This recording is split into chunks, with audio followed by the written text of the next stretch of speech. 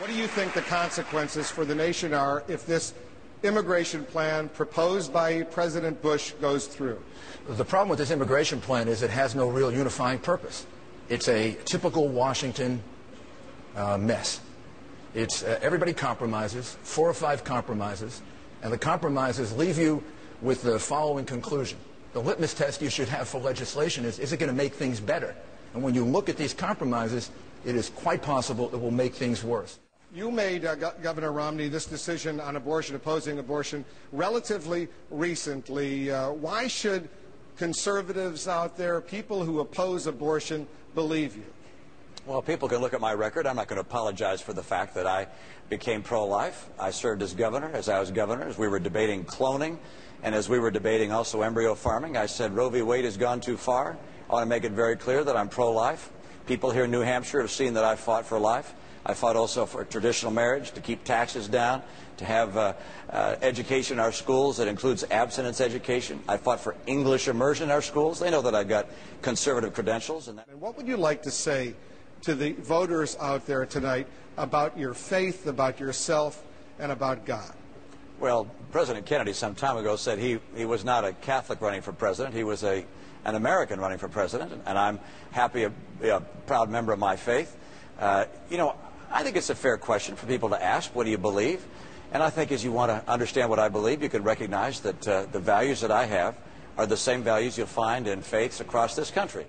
This war was very badly mismanaged for a long time, and Americans have made great sacrifices, some of which were unnecessary because of this mismanagement of this conflict. I believe we have a fine general. I believe we have a strategy which can succeed, so that the sacrifice of your brother would not be in vain, that a whole 20 or 30 million people would have a chance to live a free life in an open society and practice their religion, no matter what those differences are. And I believe if we fail, it will become a center of terrorism, and we will ask more young Americans to sacrifice as your brother did. We need to enforce our borders. There is indeed a special path. It's especially hard. It's 8 to 13 years. My friends, we know what we're talking about is the latest wave of migrants into this country. We have to stop the illegal immigration, but we've had waves throughout our history. Hispanics is what we're talking about. A different culture, a different language, which has enriched my state, where Spanish was spoken before English was. My friends, I want you to, next time you're down in Washington, D.C., to go to the Vietnam War Memorial and look at the names engraved in black granite. You'll find a whole lot of Hispanic names.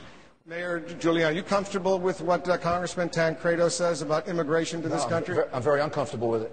I mean, the reality is it's one thing to be debating illegal immigration. It's a very complex subject. I think we've had a very good debate about it, and I think the bill needs to be fixed in the way that I've indicated. But we shouldn't be having a debate about legal immigration. Abraham Lincoln defined what an American is better than I'm going to be able to do it, or Congressman Tancredo, or anyone on the stage. Abraham Lincoln, who fought the Know-Nothing movement, said, being an American is not whether you came over on the Mayflower or you came here yesterday. How much do you believe in freedom? How much do you believe in freedom of religion? How much do you believe in freedom for women? How much do you believe in the right to vote? How much do you believe in the rule of law? The person who believes in that the most is the best American, and the person who doesn't isn't an American.